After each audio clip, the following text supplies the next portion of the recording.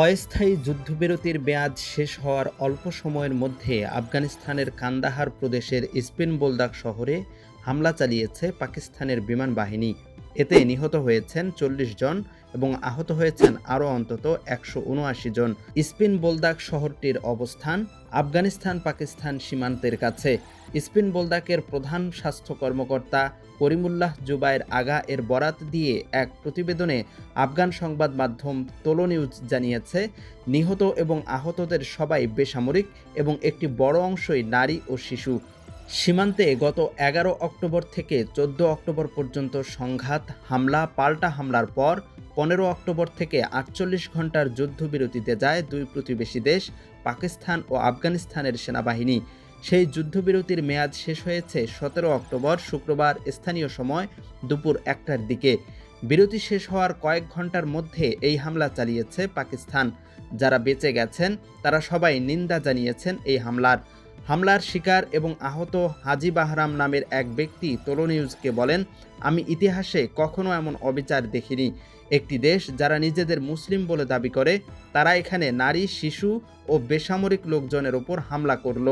বিমান বাহিনীর অভিযানের পাশাপাশি স্পিন বোলদাক শহরের নোকলি, হাজি হাসান কেলাই, ওয়ারদাক, কুচিয়ান, শহীদ ও শোরবাকে একের পর এক আর্টিলারি গোলা নিক্ষেপ করেছে পাকিস্তানি স্থলবাহিনী। এতে বেশ কিছু বাড়িঘর, দোকান ধ্বংস হয়ে গেছে। এতে হতাহত হয়েছেন অনেকে।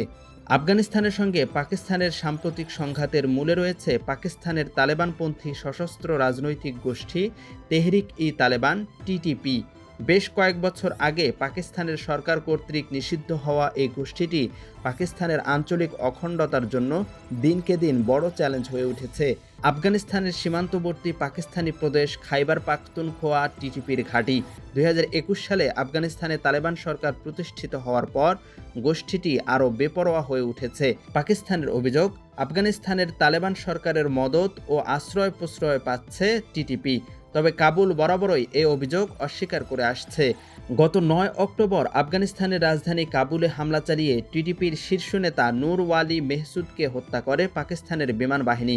হামলার দুদিন পর ১১ অক্টোবর আফগানিস্তানের সঙ্গে লাগোয়া খাইবার পাখতুনখোয়ার সীমান্তবর্তী এলাকাগুলোতে তীব্র সংঘাত শুরু হয় পাক আফগান সেনাবাহিনীর মধ্যে।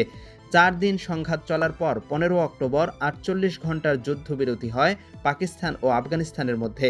সেই যুদ্ধবিরতির মেয়াদ শেষ হয়েছে শুক্রবার স্থানীয় সময় দুপুর ১টায়। মীর আলী সেনা ক্যাম্পে হামলাও ঘটেছে দুপুর ১টার দিকেই। দেশের নাম্বার 1 ট্রেডিং অ্যাপ নিফটি ফার্স্টে পাচ্ছেন ট্রেডিং এর সব সুবিধা, dual exchange access, company analysis, portfolio তৈরি করা সহ আরও অনেক ইউনিক ফিচারের সাথে ট্রেড করতে ডাউনলোড করুন এক্ষুনি।